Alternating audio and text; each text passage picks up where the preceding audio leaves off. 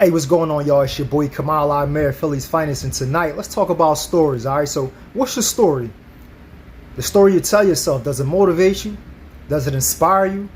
Does it uplift you and push you to become better than you are? Or do you tell yourself a story to intentionally keep yourself small, to avoid doing the hard work, to do the things that deep down you know you want to do and might need to do, but you tell your story to justify your inaction? Give you an example. Some people's stories go like this, right? They might know they need to lose weight. A doctor might even diagnose them as being obese, but they'll tell themselves, well, my family big bone. Big bone is running my family. Or somebody that know they need to stop eating that fried food, that fried chicken and fried fish, or that quote unquote soul food that's not so good for your soul, right? But they be like, man, high blood pressure running my family, diabetes running my family, high cholesterol running my family. So no matter what I eat, it's going to be like that anyway.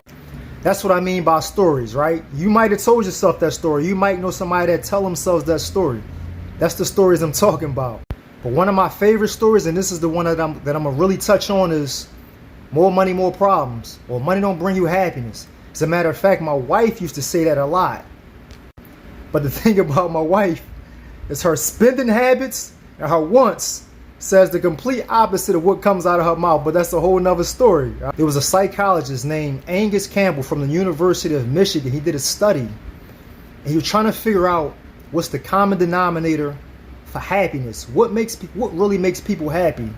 And his studies, his research led him to the conclusion that the most common denominator of happiness, period, was somebody having a greater control over their life and over their time. Meaning, being able to do what you want to do, when you want to do it, with the people that you want to do it with, for as long as you want to do it for, was the most common denominator of happiness of the masses.